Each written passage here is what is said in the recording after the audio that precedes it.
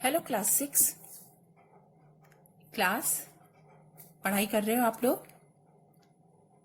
मुझे पूरी उम्मीद है कि आप घर पर स्वस्थ होंगे, सुरक्षित होंगे और साथ ही साथ अपनी पढ़ाई भी कर रहे होंगे, क्योंकि बच्चों अब अर्धवार्षिक परीक्षा आने वाली है आपकी।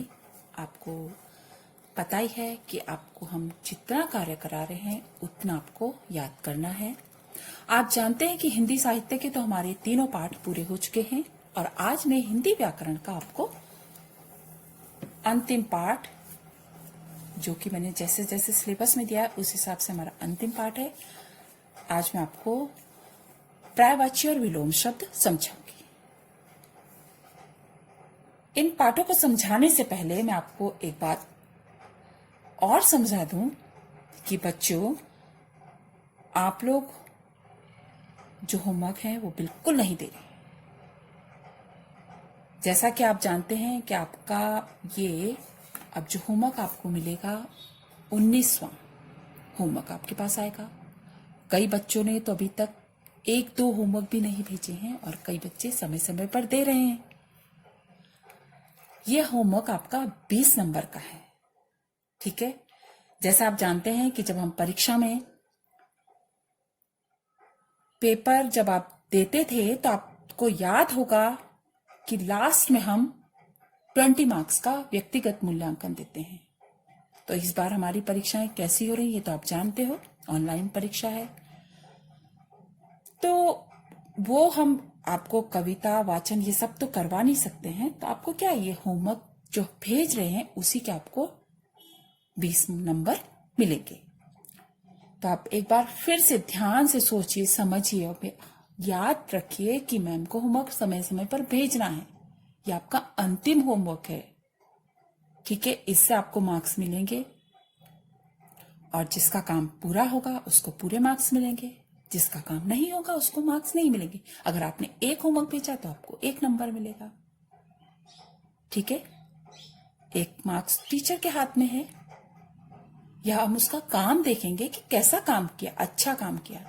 कई बच्चे बहुत अच्छा काम भेज रहे हैं, कई बच्चे लापरवाही से, यानी सिर्फ एक फॉर्मेलिटी कर रहे हैं कि हमने होमवर्क भेज दिया। तो मैं आपको फिर से बता रही हूं कि अभी भी आपके पास समय है, आप पूरा होमवर्क भेजिए। फर्स्ट होमवर्क से लेके आज तक का ये 19वां जो होमवर्क आ रहा है आपके पास, इसको पूरा भेजिए, ठीक है। आपके मार्क्स इसमें है क्योंकि आपको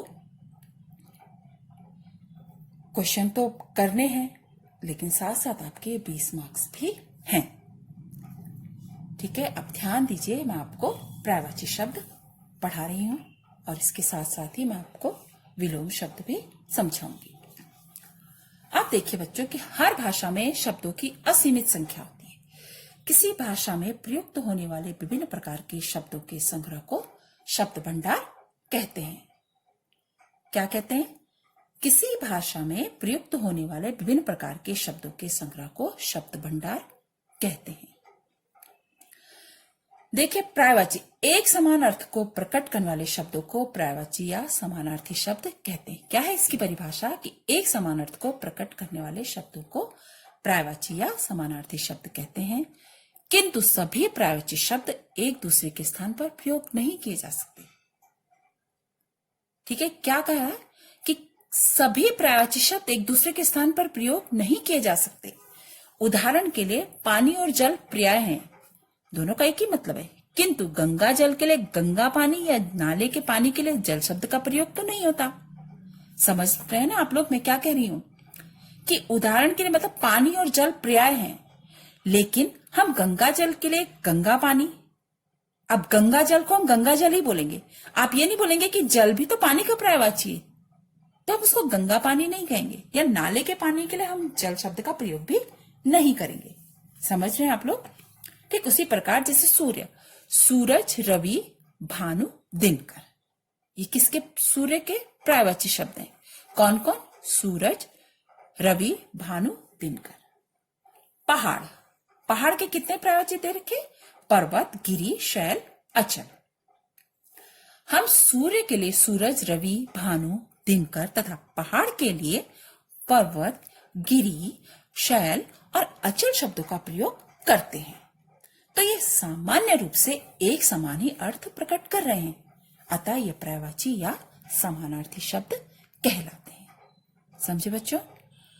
हम सूर्य के लिए सूरज, रवि, भानु, दिनकर तथा पहाड़ के लिए पर्वत, गिरी, शैल और अचल शब्दों का प्रयोग करते हैं। ये सामान्य रूप से एक समान अर्थ प्रकट करते हैं, अतः ये पर्यायवाची या समानार्थी शब्द कहलाते हैं। यानी एक समान अर्थ जो प्रकट करते हैं उन्हें हम क्या कहते हैं? पर्यायवाची या समानार्थी शब्द कहते हैं। अब देखिए, मैं आपको एक दो उदाहरण समझा रही हूं कि अंधकार शब्द, इसके प्राय जो शब्द, इसके जो पर्यायवाची शब्द हैं, अंधेरा, तम, तिमिर, तमस। कितने पर्यायवाची शब्द हैं इसके? अंधेरा, तम, तिमिर, तमस। अतिथि, पाहुना, मेहमान, आगंतुक, अभ्यागत। अमृत, सुधा, सोम, पीयूष, अमीय। अश्व, घोड़ा, है, तुरंग, घोटक। यानी हम अश्व को कितने नामों से भी जानते हैं? घोड़ा, है, तुरंग, घोटक। असुर, दानव, तनुज, राक्षस, निशाचर। आसमान, आकाश, गगन, नभ, व्योम, अंबर। आंख, नेत्र, नयन, चक्षु, लोचन। ठीक है। अब आप बच्चों, जैसे आप परीक्षा में देते थे कि एक शब्द, आप जब पर्यायवाची हम कहते थे ना कि 2 शब्द लिखिए, आपको इसमें चारों याद करने हैं, क्योंकि बहुवैकल्पिक प्रश्न के रूप में आएंगे, तो आपको चारों याद करने हैं। जरूरी नहीं कि मैंने परीक्षा में आपको अंधकार दे दिया और कहा कि उसका एक पर्यायवाची शब्द छांटना, जबकि 3 आंसर गलत होंगे, एक आंसर सही होगा, तो आपको सही छांटना है। ऐसा आप कब करोगे? जब आपको पूरा का पूरा चारों याद होंगे, तब आपको ध्यान आएगा ना कि हाँ, ये भी उसका एक पर्यायवाची शब्द है। तो इसलिए मैं आपको बता रही हूं कि आपको चारों के चारों उसके पर्यायवाची शब्द याद करने हैं। इसमें ऐसा नहीं कि आपको 2 ही शब्द याद करने। ठीक है। तो आप क्रम संख्या 1 से लेके 14 तक पर्यायवाची शब्द अच्छे से याद करेंगे और उसकी परिभाषा को भी अच्छे से याद करेंगे। ठीक है। अब मैं आपको विलोम शब्द समझा रही हूं, आप ध्यान देना।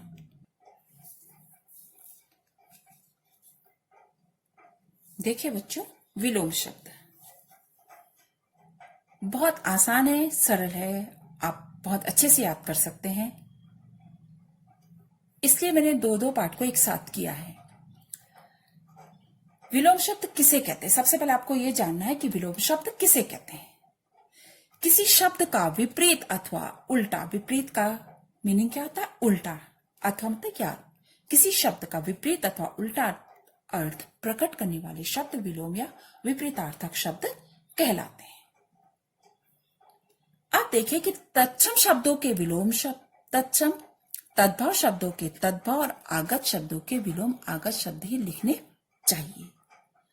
ये आपको मैं समझाती हूं कि तत्सम शब्दों के विलोम तत्सम ही होते हैं, तद्भव के तद्भव होते हैं, और आगत शब्दों के विलोम आगत शब्द ही लिखे होते हैं, या उनको वैसे ही लिखना चाहिए। इतना तो आप समझ गए कि किसी शब्द का विपरीत अथवा उल्टा अर्थ प्रकट करने वाले शब्द विलोम या विपरीतार्थक शब्द कहलाते हैं। देखिए, अधिक, न्यून, इसका विलोम क्या हो गया? न्यून। अधिक का मतलब है ज्यादा, न्यून का मतलब कम। अनुज, अग्रज। अनुराग, विराग। अनुकूल, प्रतिकूल। अमृत का विष, अंधकार का प्रकाश। अपमान का सम्मान, अर्थ का अनर्थ। अपना का पराया, आस्तिक का नास्तिक। आय का व्यय, आदान का प्रदान। आरोह का अवरोह। आदि का अंत, आकाश का पाताल। आशा का निराशा। उत्थान का पतन। इच्छा का अनिच्छा। उतार का चढ़ाव। इहलोक का परलोक। उन्नति का अवनति। उत्कृष्ट का निकृष्ट। समझे? इसी प्रकार से बहुत सारे विलोम शब्द दिए गए हैं, लेकिन इतना याद करना तो आपके लिए बहुत मुश्किल हो जाएगा। तो मैं आपको बता रही हूं कि आपको 1 से लेके 22 तक, यानी 1 से लेके 22 तक आपको विलोम शब्द याद करने हैं। और जो मैं इस पाठ से, यानी विलोम शब्द से और पर्यायवाची शब्द से आपको कार्य दूंगी, वो भी आपको याद करना है।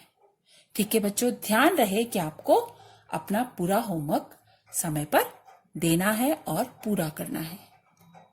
अगर आपको अच्छे नंबर चाहिए, पूरे नंबर चाहिए, तो आपको अपना काम ध्यान से करना है।